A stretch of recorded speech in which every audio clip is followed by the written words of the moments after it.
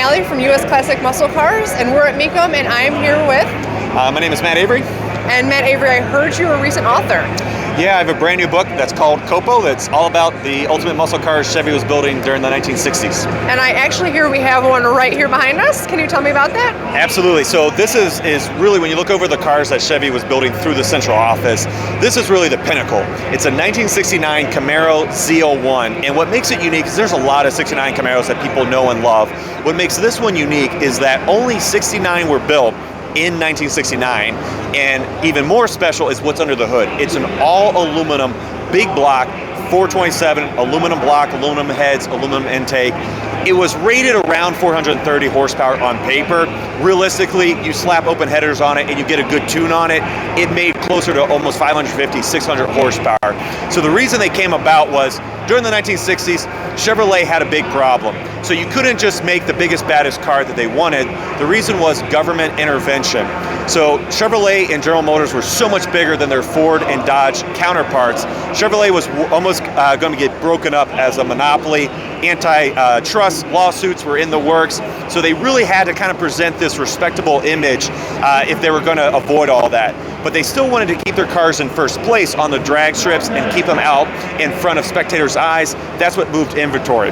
So what happened was they started to leverage the central office. The central office was known for handling any kind of special requests, things like that. It had never really been used for a performance.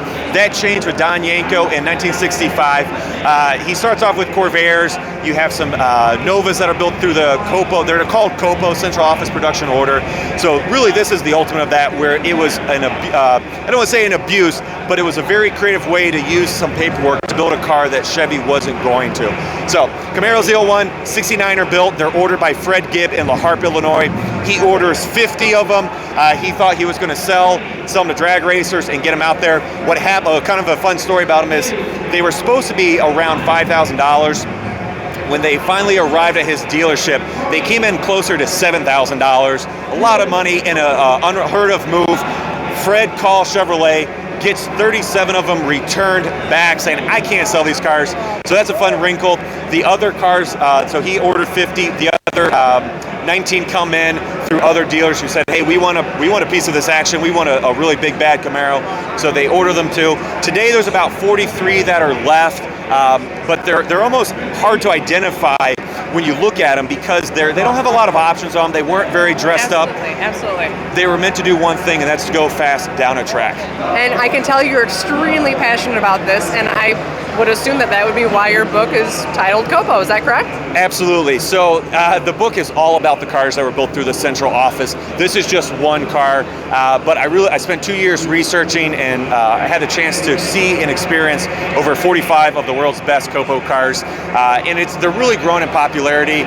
Even out here today, there's 3 documented COPOs. There's this one behind us. There's 2 L72 iron block 427 Camaros crossing a block.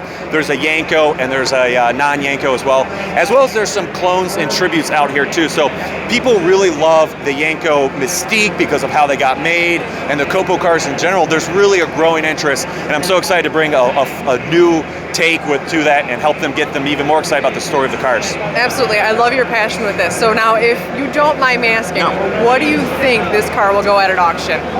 So ballpark for the Z01s, because there's so few of them, they typically go for around $500,000, maybe all the way up to $1 million, depending on the audience. But and it really comes down to, because they are the rarest COPOs, that's where the draw is. And for any kind of collection, it's not complete without a Z01, and that's why a lot of people want them, and they got to have them. And now, may I ask, do you have one? I don't have a Z01.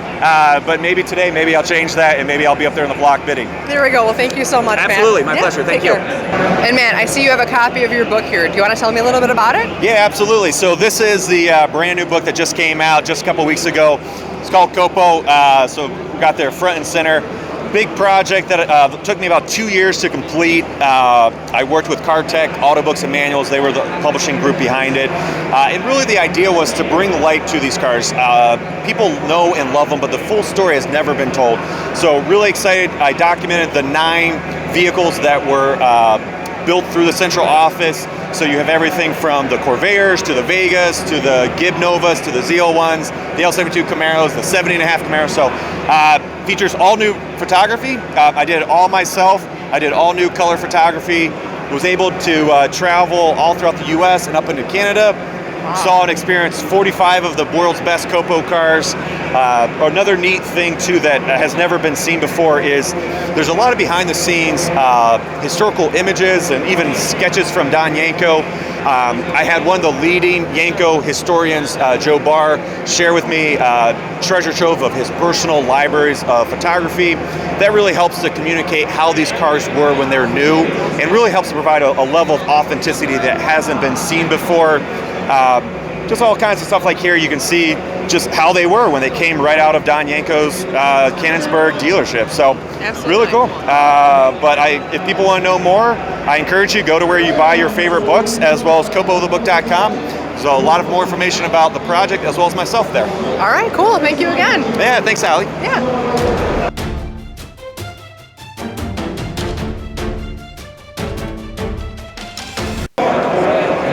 And the car that we were just speaking of is actually going up to auction right now.